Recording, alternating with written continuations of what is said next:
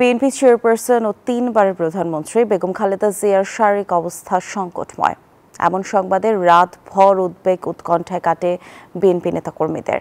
শুক্রবার রাতে রাজধানীর এভারকেয়ার হাসপাতালে ছুটে যান সরকারের উপদেষ্টা থেকে শুরু করে বিভিন্ন রাজনৈতিক দলের নেতারা। খালেদা জিয়ার শারীরিক অবস্থা জানতে হাসপাতালে আসেন বিএনপির শীর্ষ নেতারা। তারা জানান, নিবিড় পর্যবেক্ষণে আছেন খালেদা জিয়া। বিএনপি চেয়ারপারসনের জন্য দেশবাসীর কাছে দোয়া চান সবাই।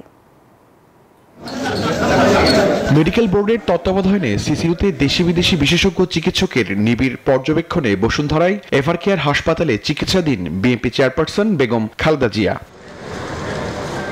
তার শারীরিক অবস্থা সংকটময় জেনে অন্তর্বর্তী সরকারের প্রধান উপদেষ্টা ডক্টর ইউনূসের নির্দেশনায় শুক্রবার দিবাগত রাতে হাসপাতালে যান আইন উপদেষ্টা আসিফ নজরুল, সাথে প্রধান উপদেষ্টার বিশেষ সহকারী মনির হায়দার। আইন উপদেষ্টা ফেসবুক পোস্টে লিখেন, খালেদা জিয়ার শারীরিক অবস্থা একদমই ভালো নয়।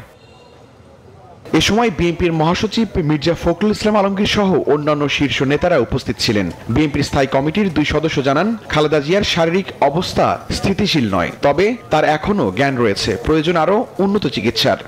যে এই মুহূর্তে উনি স্টেবল নন, তো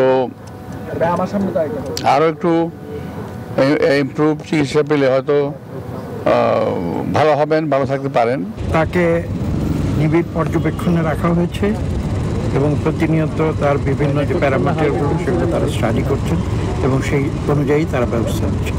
খালেদা জিয়ার খোঁজ নিতে মাঝরাতে হাসপাতালে ছুটে আসেন বিএনপি ও অন্য দলের বিভিন্ন পর্যায়ের নেতাকর্মীরা।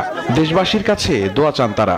ডাক্তার যা বললেন, একটু ভালোর দিকে আছেন, আপনারা দোয়া করবেন আল্লাহ যেন ওনাকে হায়াত দারাজ করেন, উনি যেন সুস্থ হয়ে উঠতে পারেন। ওনার ডাক্তার বলেছে পুরো দেশবাসীর কাছে আহ্বান করতে, ওনার জন্য দোয়া করার জন্য। যে নিবিড় পর্যবেক্ষণে আছে আর কি, ইনশাআল্লাহ আল্লাহ তাআলা কাছে আপনারা দোয়া করবেন, দেশবাসীর কাছে দোয়া চাই, এইটাই আর কিছু না। ওনার শারীরিক অবস্থা এখন একটা স্টেবল কন্ডিশনে আছে আর কি।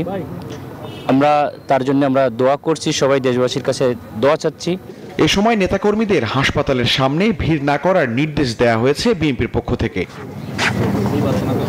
শাহরিয়ার কবির, নিউজ 24, ঢাকা। পদ্মা সেতু, মেট্রো রেল এবং এলিভেটেড এক্সপ্রেসওয়ে নির্মাণের গর্বিত অংশীদার বসুন্ধরা সিমেন্ট।